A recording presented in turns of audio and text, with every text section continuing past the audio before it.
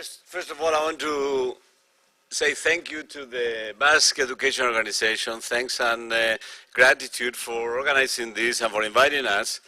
But also, I have to say that I am also grateful to them that they kind of this past year, they have given us several $1,000 as a grant to the Center for Basque Studies so that the students could take online courses. So I really feel thankful to them, and they just decided to do this, and so those students have been joined those courses because of the BEO. So thank you very much.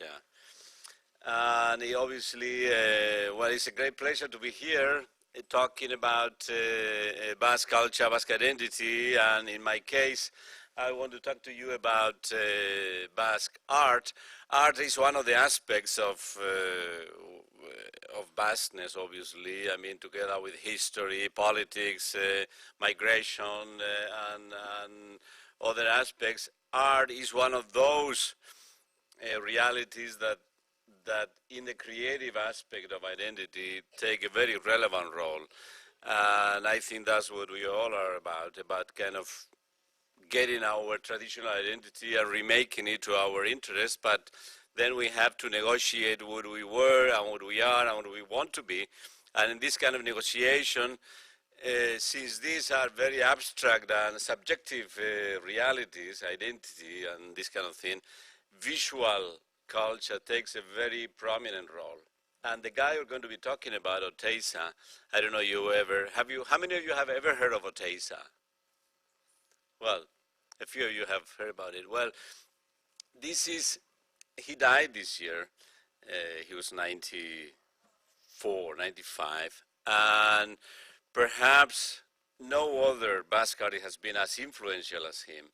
Chillida is a better known artist, but he has been kind of a very significant figure because of his art and his writing, and his personality was a very special personality.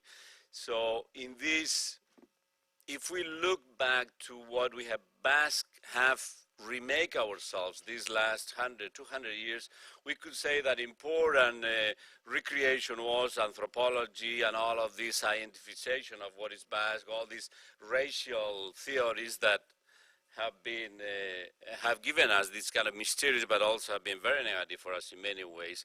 We don't want to define ourselves in biological terms, because in those terms, the guy who was doing that comment, I think he was pointing out to something very important, that if we define ourselves biologically, it is a kind of identity that in the world in which we live, it is a lucid identity. We want to create identities that are based on our own reimagination, on our own powers of recreation, on our own capability of mixing, of being with other cultures, etc., not on having this racial quota there that we don't know exactly what it is.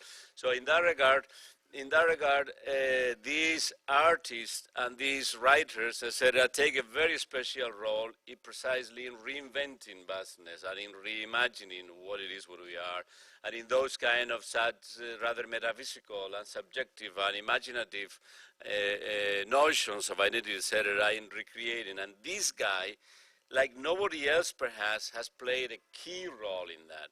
And he has done it in two opposite directions. One, just going to the tradition, going to the prehistory, going to the language, going to kind of archetypal figures of the Basque history, like saints and like heroes and like madmen.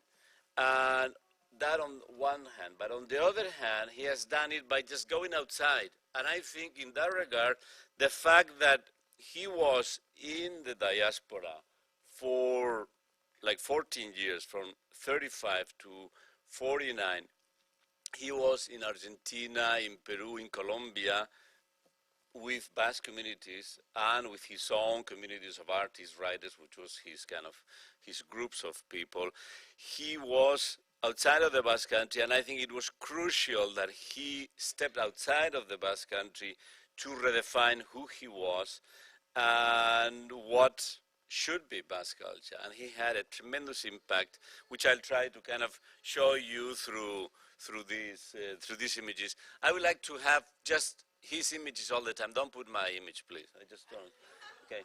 So I'm just an image, a photograph speaks more than a thousand words. This is when he was old. He died this year.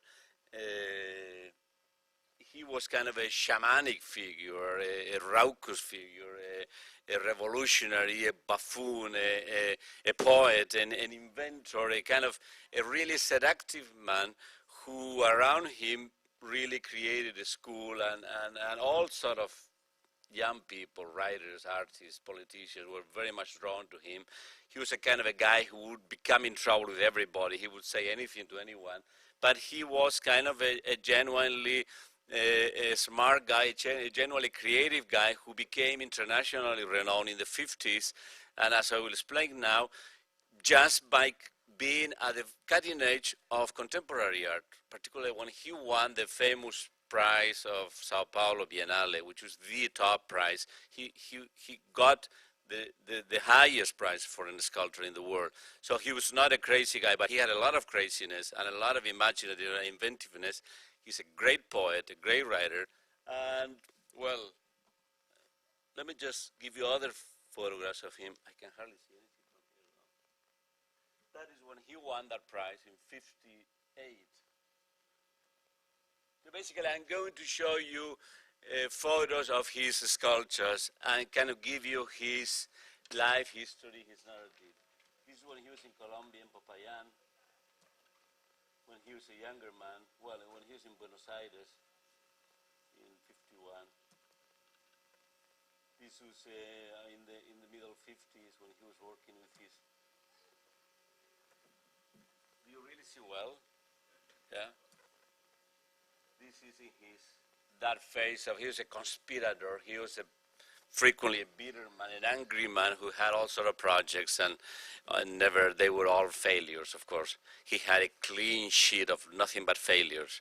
But he was the most influential Basque artist by a long stretch. This was in his anger time when the Guggenheim was coming. I'll tell you about those stories. This is very much now that. That's his wife, whom he met in Buenos Aires. She was, I think, originally born in Bilbao, but she was from a Basque family. And I mean, he was extremely difficult man for his personality. He's just all sort of bad tempers, all sort of, and so she was his anchor, really. I mean, if not for her, he would have been kind of he was just half madman. And she always she used to be really worried that what would happen when she died. And she was not wrong, because the day she died, he just went totally berserk. He unloaded a gun in the hospital. They arrested him because the president of Navarra at the time, they were negotiating, taking all his work and making a museum out of his work, which they have done. But he totally went crazy. This is when, well, in those years when they got married. This is, he had, when she died, I mean, he wrote a poem, Elegy to Itziar, which is a beautiful piece of poetry that we have translated. We're publishing now this semester. It will be out in a month, an anthology of his writings, including some of his poems. As I say, he was an impossible man. She would say, I mean, having him is like having an idiot child at home. He said that convincingly, not just as a joke. And others, I mean, it happened to me. I lived in the same town as them, next door, so I became very good friends with them. I knew about him. I had written about him, etc. But suddenly I'm there. I see him a Saturday morning, 10 o'clock, and he was going with his wife. They were going shopping in Saraut. And we started talking. He left his wife. You just do the shopping. And there we were talking about art and things until 7 in the afternoon. He was just that kind of crazy guy that any unknown student, any unknown people, he could just engage in something, and it was that kind of seductive. So I became good friends with the two of them because I was their neighbor for some time there, and then we wrote things together and things like that. And we kept this. This is again in the last years. Okay. So I'm just going to give you a little bit of story, but rather I want to put his images though. I think that in the history of art, you could argue that it's not a linear thing. In art, you have precursors, antecedents, repetitions, and in a way, I'm arguing that Oteiza is now coming back. He was at the top of his game and recognized internationally in the 50s. Then he said, I'm not going to be a sculptor anymore. You just do things that you are missing. I'm not missing any sculpture. I'm no longer a sculptor. He stopped being an artist for 40 years. He's coming back now, and he can be a big figure here, even in the States. The Guggenheim is projecting one of his, an exhibit of all his retrospective work. So it is kind of his return, I call it. And, well, he was born in 1908. He was from a kind of a middle class in San Sebastian, Orio, where his parents were from. He didn't speak Basque. He tried to learn it many times. He was in that kind of a hybrid guy who was in love with the Basque language and kind of speculated about all sort of Basque etymological connections, which most of them were just total crap. But he couldn't speak the language. He was just totally a visual guy. He tried, I don't know how many times. He considered himself being the expert in prehistoric Basque. But he was, in that regard, a man who had to speak in Spanish, like we speak here in English. So it was kind of a hybrid man who, in South America, got a lot of his identity as an artist.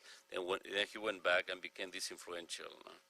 These are his first sculptures in the 30s, early 30s. This is Adam and Eve, kind of this primitivistic type of style that at the time, there was a lot of it. Picasso and company, they started taking African masks and turning them part of their creative art. So he was, before he went to South America, already a recognized artist who won a couple of prizes, and Sebastian 31, 33. This is Saint Adam, pregnant. So this kind of hybridity in him. This is Uskudun, the boxer who became sort of the main boxer who played here against the world champion. I mean, the old guys, you remember him, no? Well, this is kind of his style in the 30s, very much. So here you have his visit to South America. In 35, he goes there. He goes to study this Colombian statuary in San Agustin, which is a town there. And he's trying to look for the original American culture and this matrix culture. He's kind of like Cézanne, who is his favorite artist, trying to create a kind of a primordial world of perception. And so he's looking for something. This is what is going to make him Basque. The fact that he spends years studying, interpreting this pre-Columbian architecture. What's going on?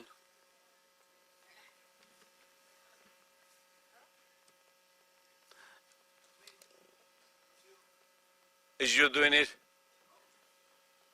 Okay, so this is kind of some of those sculptures. So he goes out, and in this kind of pre-Columbian statuary, something that is going to show later in his Basque work.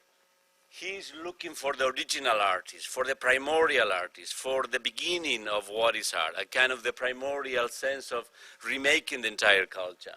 That is what he sees there.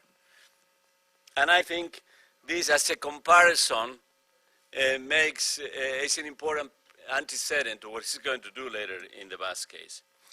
He creates this idea, he writes a book on this, Art as Sacrament, which I'm not going to go into it, but he thought that, I mean, he was not a religious man. He had lost all religion in his youth. So in a way, aesthetics as a substitute for, he takes religion as a substitute for religion art, which was kind of, in modern art, has been a not uncommon thing, that the spiritual in art was kind of a substitute religion for many of these. For him, this was kind of in the most literal, he took his Catholic religious upbringing upbringing and turned that into his aesthetic theory. And he created like that. He theorized on aesthetics like nobody else in Spain at the time, in the 40s. He's recognized as the greatest aesthetician in Spain. This is one of his ideas, that you had a religious solution to death, or you can have an aesthetic solution. Traditionally, you used to have a religious one. He says, now we must have an aesthetic one. This aesthetic one being more universal, being more avant-garde, being more... And he has this kind of aesthetic absolutism, I would say, kind of metaphysical objective. Let's go ahead of it. This is his definition of these pre-Columbian statues. On coming in contact with these statues, on communicating with them, all of these men became bewitched, divinized, transforming themselves spiritually into men jaguars, into complete men, into supermen. This is kind of his rhetoric of what art is. You could say that, that a deep split in contemporary culture has been between kind of Catholic and Protestant, or between a kind of art and culture that is based on rather kind of literal and sacramental type of realities, or rather a more ironic, pastiche, postmodern type of metaphoric type of culture. He takes the aspect of the sacrament, but he's playing with culture. He's recreating the culture in a deepest way of what kind of culture we live now. This, for a Basque in the 40s, imagine coming from this deeply religious society and kind of all of this, obviously, in the context of South American revolutionary moments, taking Russian constructivism as his model, etc. He was doing all of this as a Basque. No. He also has kind of an Hispanic discourse at this time. He's in South America. His friends are these poets, these artists that were at the top then. And he kind of reinterprets Goya as kind of expression of the Spanish genius. This kind of a Spanish type of aestheticism, he always very brilliant interpretation. So he goes to interpret these kind of the cathedrals, the Spanish major painters like El Greco, this one, kind of seeing the structure of the, and in this regard, he is kind of formalistically very to the forefront of this investigation, very well recognized by everyone.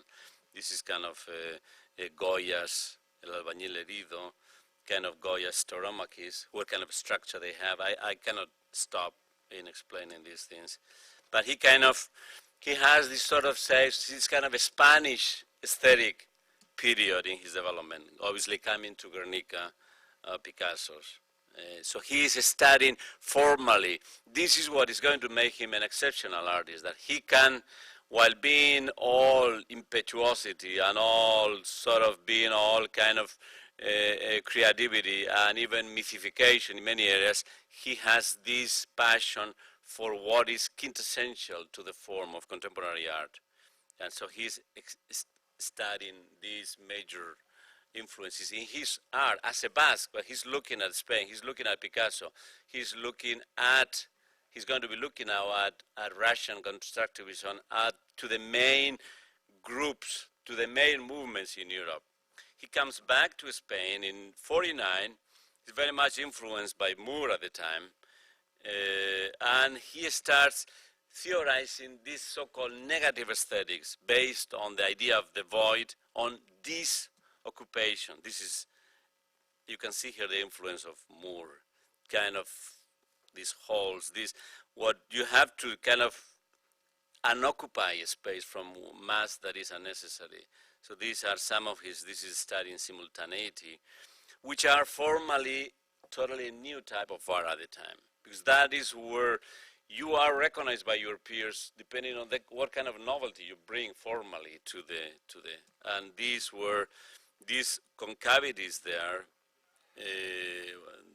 prefigure what he's going to be doing now soon in Aranzazu, influenced, if you want, by this aesthetics of the boy that was not just Basque, it was rather mainstream in contemporary art, from Peusner, Nabo, this kind of the void and kind of the looking for the more formal structure. It's another of those. this attending of the boy, Lipski, active voice, Moore. What Oteiza adds to this is kind of the idea that the void is an active principle. It's not just a negative, that actively the void can really recreate around itself its own aesthetic field. And here it is where comes his Aranzazu, influenced in his own imaginary from his childhood. He was from Orio. He would see these chalupas, and these were kind of the empty images that he takes for Aranzazu. And this is his famous thing in the early 19th. They asked him in the Aranzazu, in this century, the Franciscanos, to create, can you really see? They are not very good.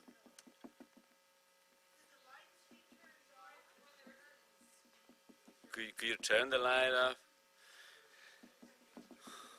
So basically they are like empty. Like when you split an animal after in a butchery, the animal is kind of en canal, you say in Spanish. It is like, it is this emptiness inside that has to be receptive. If it is in a religious discourse to kind of grace, in aesthetic discourse has to be receptive to formal. That's awful, no? You don't see anything there, no? So in a way he creates this, and this is very much in 53, 54. It is at the forefront of any artist in Spain at the time. He creates that, a group of artists. Chilliga is there also. What is Basterrechea is there. He creates a group. This kind of, he is just inventing a new sculptural language. Have you ever seen any of that? How many of you have ever seen Aranzazu? Well, next time you go there, you have to see this. This has had a tremendous importance in entire Spain's history of art. This is kind of a high point in the 50s. Guess what happened with these sculptures? The Vatican didn't approve of it. They thought this was silly art. And it was later recognized by international committees as being kind of the most religiously creative art at the time. Anyway, so let's go. This was part of what he did. What I don't know if you're going to follow me in this point, but he is going to combine, as I said, very local aesthetic tradition, but also very international. He's going to take the best from whatever he can find. And on the one hand, he takes from this funerary stela. You know what the funerary stela are, where we put in our cemeteries all of our, in any village there, particularly in the French side, you had around the church these stelas, hilariac, which is kind of, you know what I mean, no? This hilariac.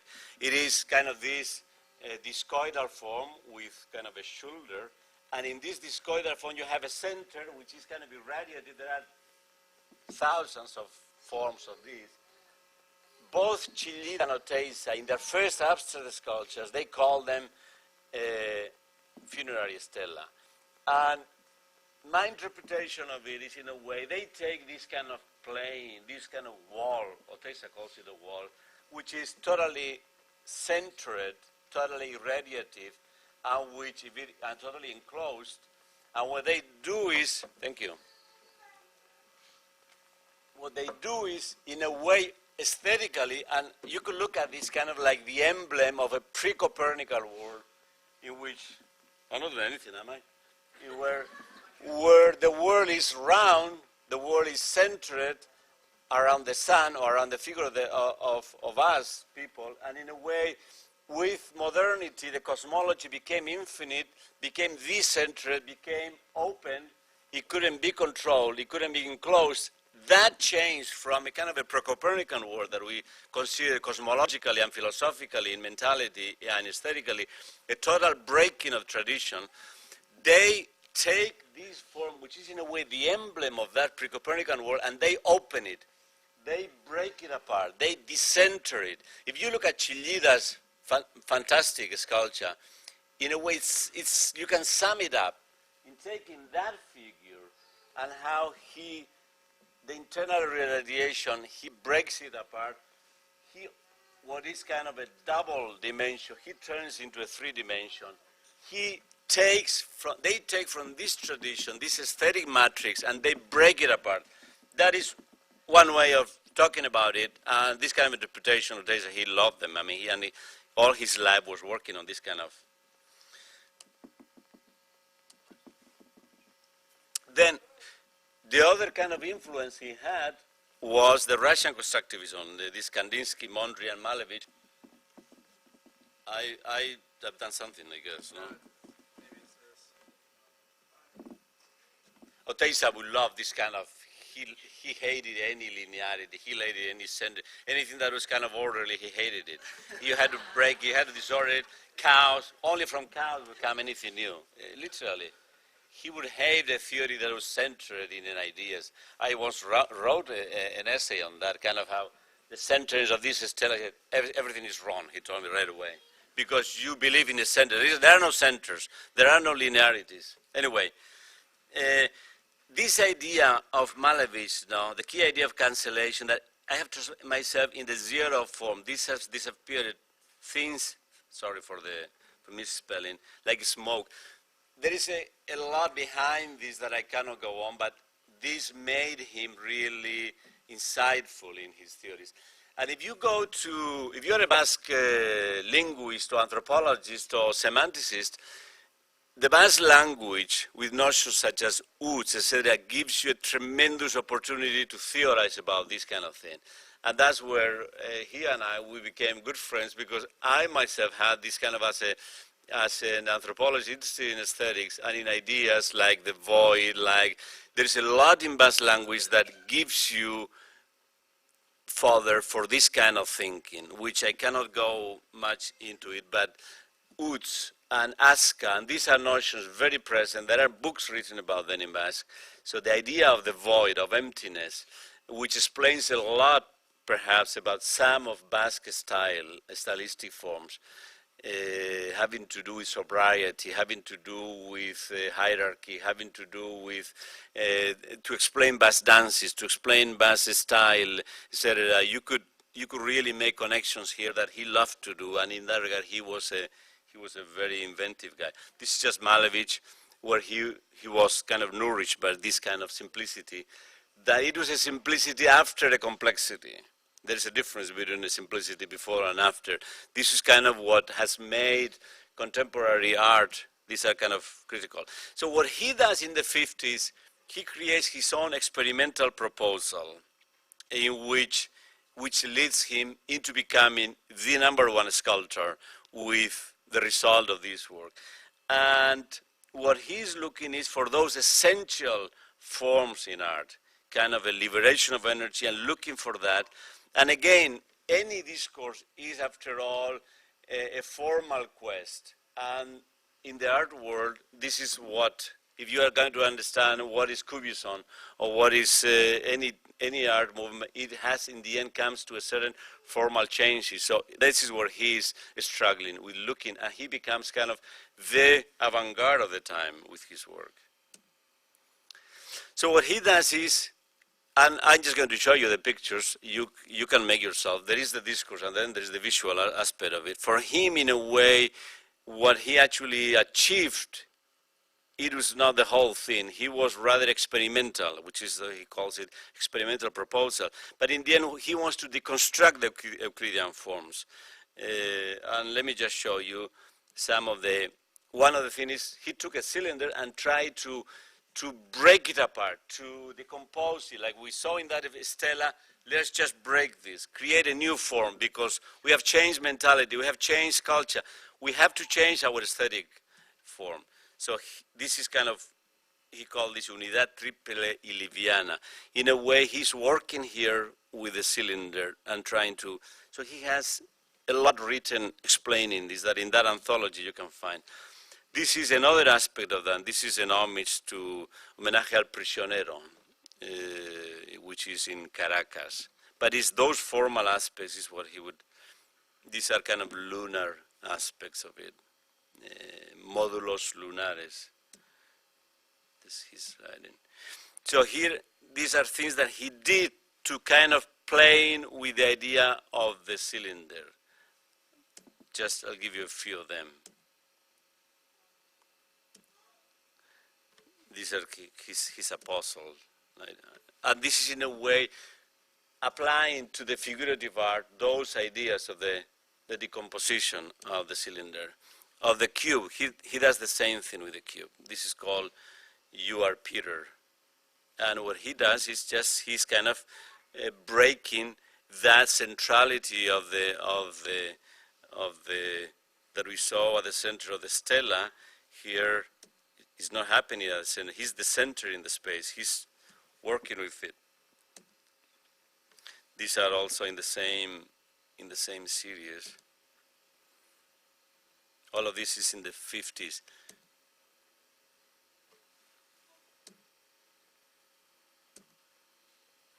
These are stones, small black stones.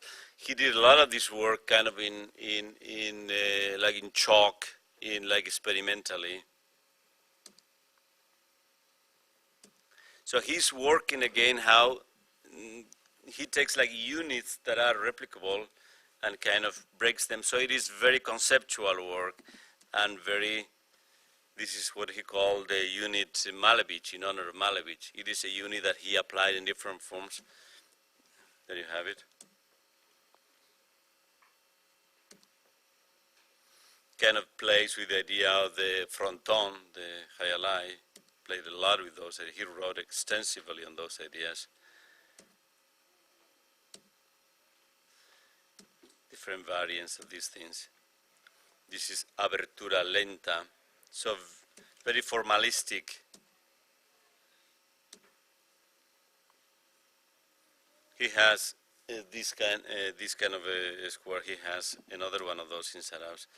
This is one of his he's developing here into his homage to Mallarmé. Let's go into other examples of this occupation of the sphere. From mobility, he had a book called El Realismo Inmóvil par Móvil. So he takes he breaks in half, and in a way, this is the centering. There is no real center, although still there is some center. He wants to break it. But that in mobility, again, he's visualizing something. He's visualizing, put this as a contrast to the funerary stela, to the Ilaria. He's totally breaking that aesthetics. He's visually creating another culture, another mentality, another identity.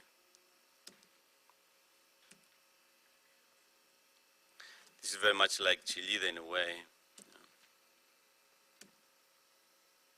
So this is all, it's like taking parts of, formally breaking apart the sphere.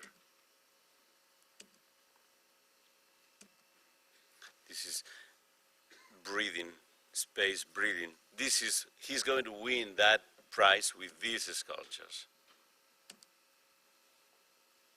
Again, if you think of the funerary stela, he's just breaking that apart. This is the center. This is kind of open.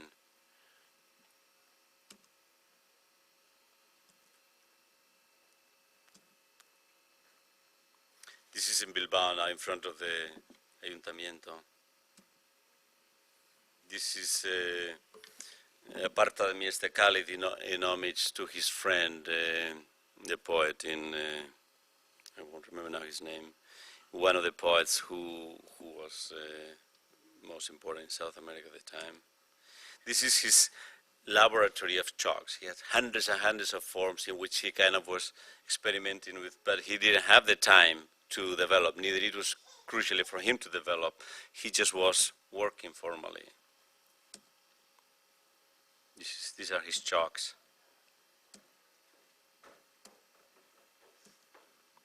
So this is his high moment. In '58, he wins the Sao Paulo Biennale Prize, and he's considered the #1 artist.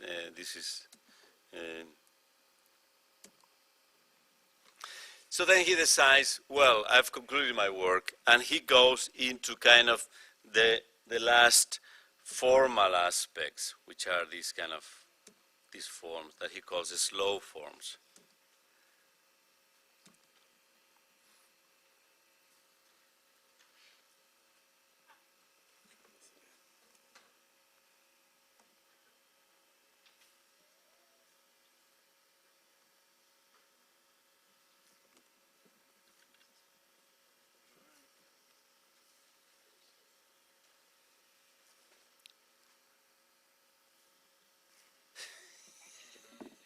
I think he's intervening from somewhere. He's not liking my talk. Yeah. So this is, I mean, this is just a photograph. I hope that this sculpture, they will be exhibited at the Guggenheim in Bilbao, in New York. Last year, we almost got an exhibit here in LA at the MoCA Contemporary. It didn't happen, but Gary, the great architect of the Guggenheim, and now he was willing to himself design. He loves Oteiza. So I hope they come around here so you can see them. So these are all, he's just formally working with this, kind of at the very end of his process.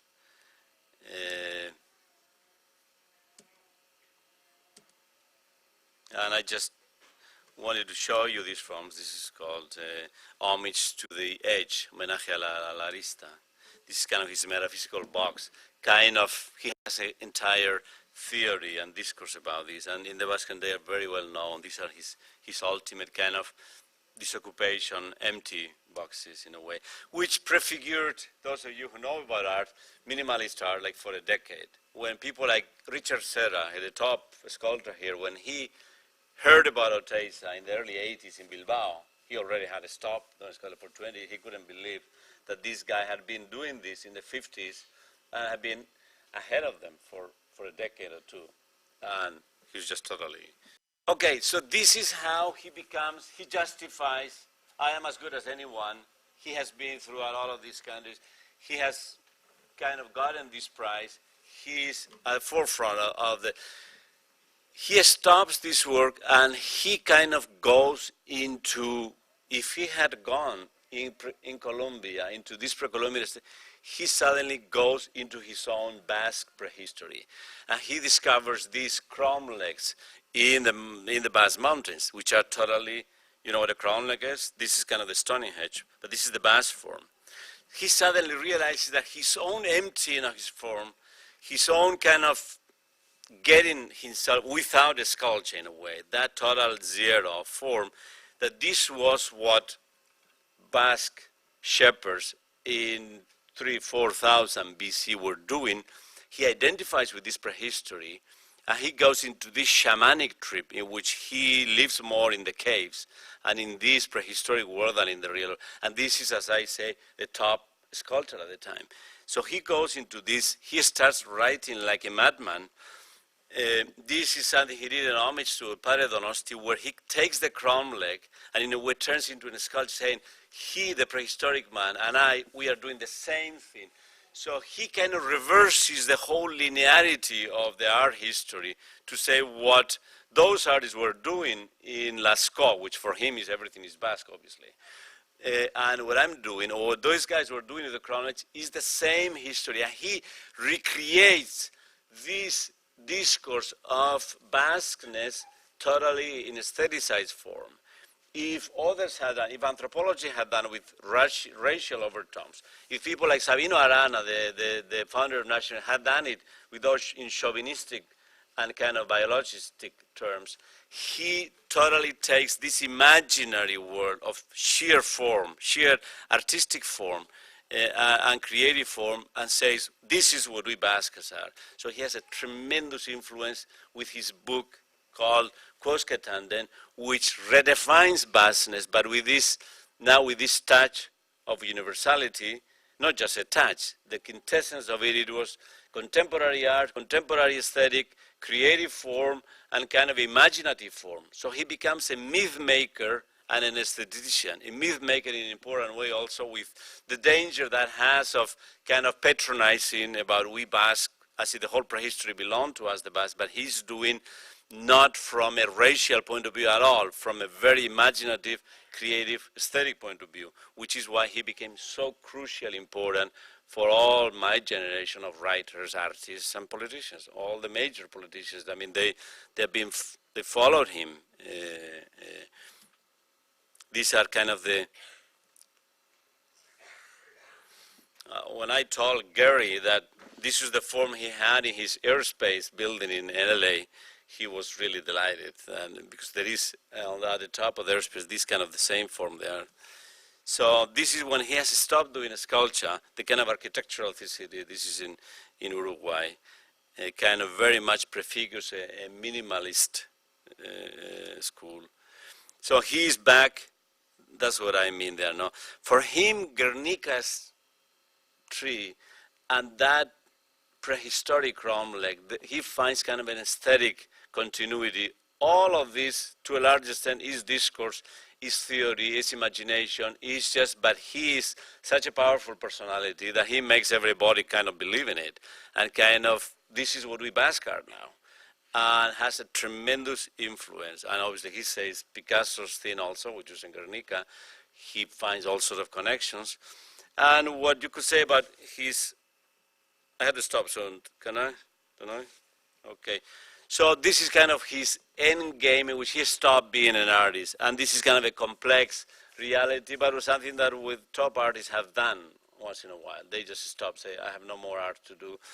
And he kind of decides not to sculpt anymore. So he becomes more of a kind of an urbanist, becomes more of an architect, becomes more of a cultural guerrilla fighter, really. And life is art. This is very much also a kind of a contemporary art tradition of in which life has to be subsumed by art, and life itself has to be kind of an art. And in this trip to vast prehistory, he becomes kind of a very influential and reinventor, if you want, of vastness, with a very different materials to mix about it. He loves mythologizing. He goes to Plato, Unamuno. Our job is to create new myths. Well, not in this negative sense that we kind of, he's boring. I mean, he's totally angry at the politician. And this is the last thing I wanted to tell you, the idea of the Guggenheim. In a way, you know, the Guggenheim for him was a bitter chapter in which, right previous to the Guggenheim, he had been asked to create a museum for Bilbao with the mayor of Bilbao at the time. He, with his friend, the architect Oisa, he made this cube, rather a very modernist thing. And because of political infighting and other things, they decided not to do it. And it is then that the Guggenheim comes, and they go with the Guggenheims. He feels totally betrayed, and he makes this. He's a very historical personality. Kind of, this is just American Disney, and kind of starts to kill them. And he's just starting to making this kind of, and becomes a major circus around him because he hates this.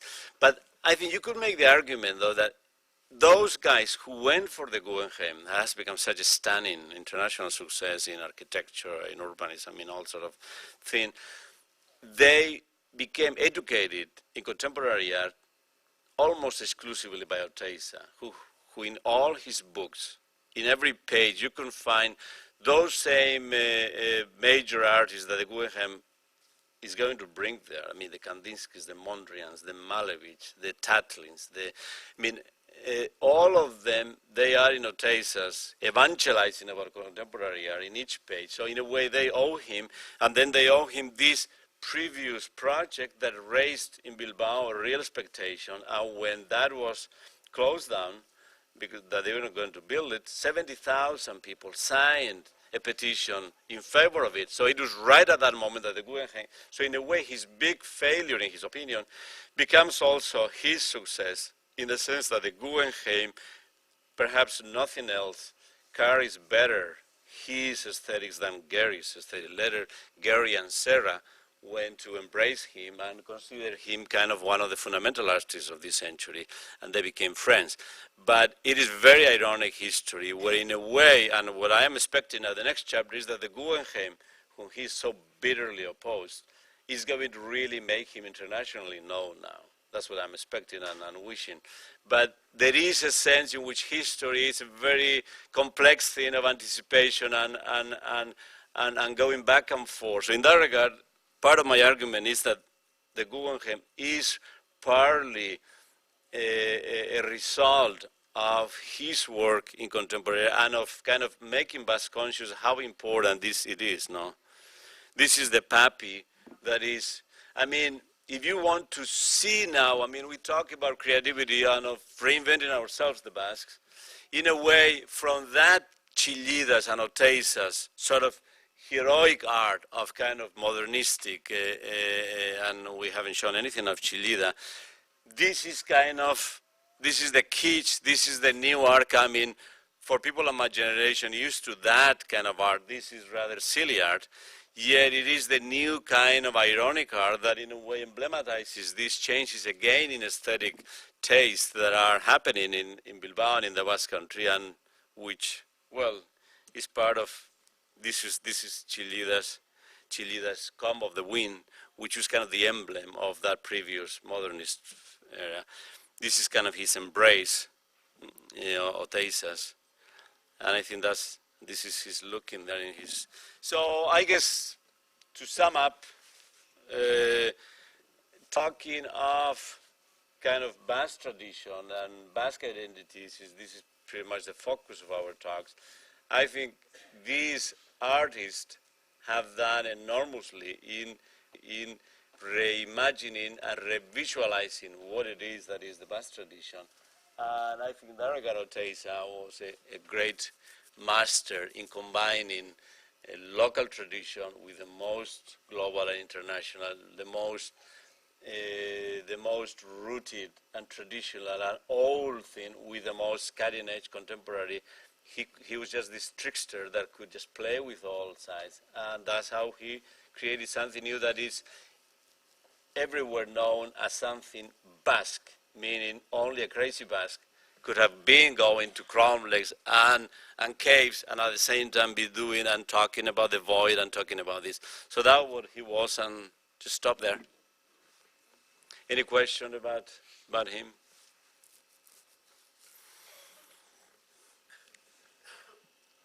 Yeah.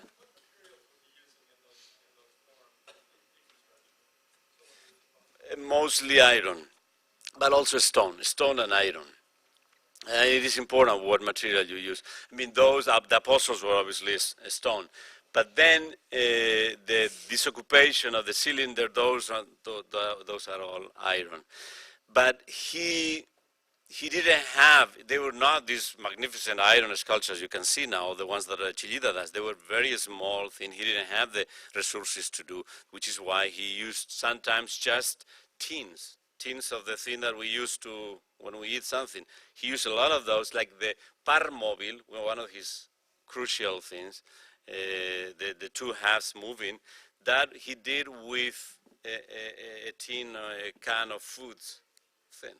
So he did sometimes use those. What mattered to him was the experimental advancement, the experimental progression in these forms. So he used all sort of very materials that were not. But the final product, it was in iron, and those he produced for Sao Paulo were in iron. Yeah.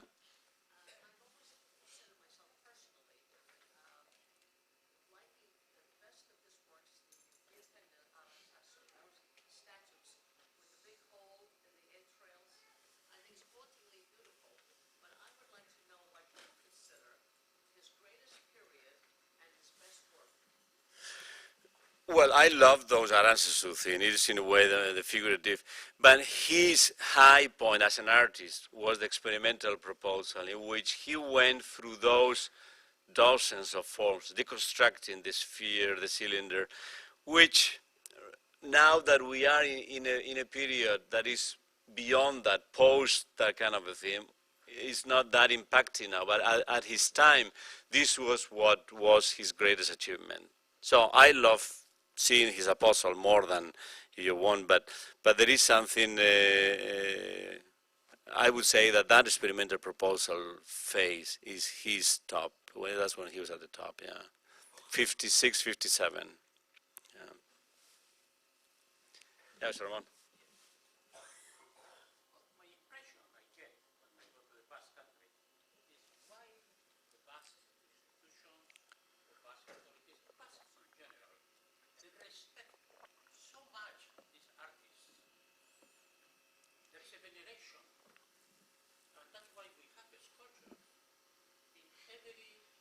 in every row, if there is a circle in the middle, there is a curtain steel sculpture.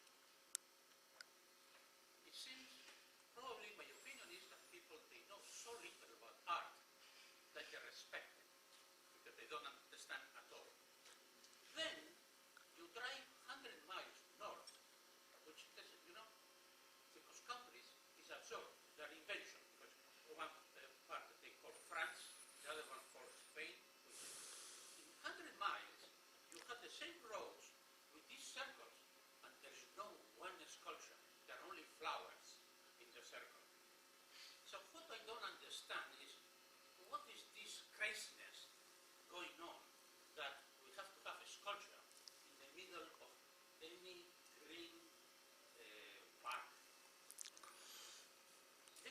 My opinion is that people know nothing or very little about art, and they have respect, like they were from the myth, American myth, or those are very special animals, those aspects. Yeah. I don't know. There are several different questions there. Obviously, one thing is the art, the creativity. The other thing is what you do it, or how you politicize it, and how you spectacularize it. And what is happening now with a lot of artisans that many people don't like taking his sculptures, putting them all over. He precisely was opposed to a lot of that, and he was opposed to monumentality and etc. But he himself has let be used lately.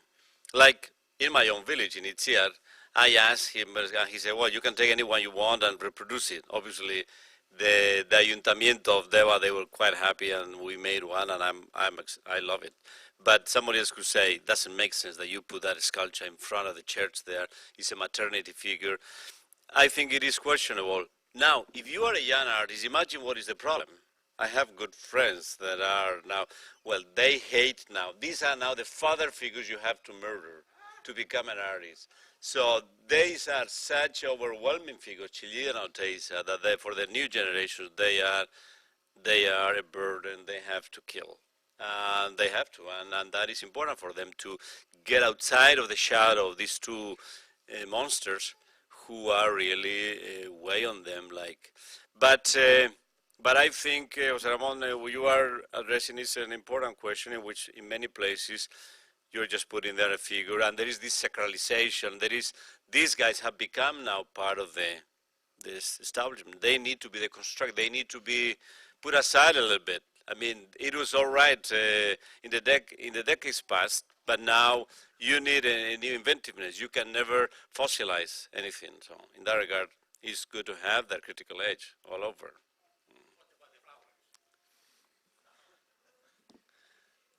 There was the flowers in the puppy. He has 60,000 flowers, puppy. They change twice a year.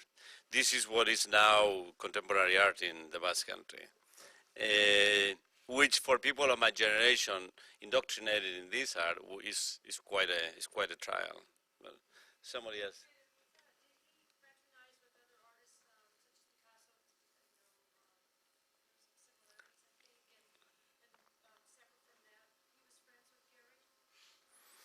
Well, he spent 2-3 years telling everybody, me included, just murder them. I'll pay you. Kill them. Literally, any journalist. He was just a shaman. He didn't care. He was beyond normal. He was just that kind of a. So Gary was very, very hurt by that. And and I told him that, that how similar both they were. So when he said yes to the visit by Gary, Gary was ecstatic, and they had an embrace, and they became very friends. Yeah. Yeah.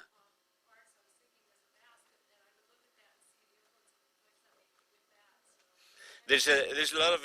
I wrote an article that is not all jokes, arguing that Gary's Basque. I mean, why not? When I asked you why he was so in love with Bilbao, he wait a minute. I'll tell you why. He brought his wife. His parents were from Santander, Panamanian. Well, this is why she's Basque. For him, she's Basque. He's a Canadian Jew who changed his name, who is now in LA, who Bilbao paid for his masterpiece when LA didn't want to pay for it. So in a way, he's in love with the Basques, and he feels he loved my article, and I sent him that. But anyway, those are identities are now well. So I like to argue that he's Basque, and he agrees with it. He did go. Tessa went to see Picasso, and he didn't receive him. So he hated him after that. He had his conspiratorial. He always a kind of a conspirator. He has his idea, but he always hated the fact that this super wealthy guy, Picasso, he wouldn't create schools, or he wouldn't help younger artists, etc. He himself was always a poor man, although the last decade he could sell anything he wanted and he made money. So he gave a lot of money for younger people, etc. Whatever he had. Yeah. We had to finish because there are others, okay? Thank you very much.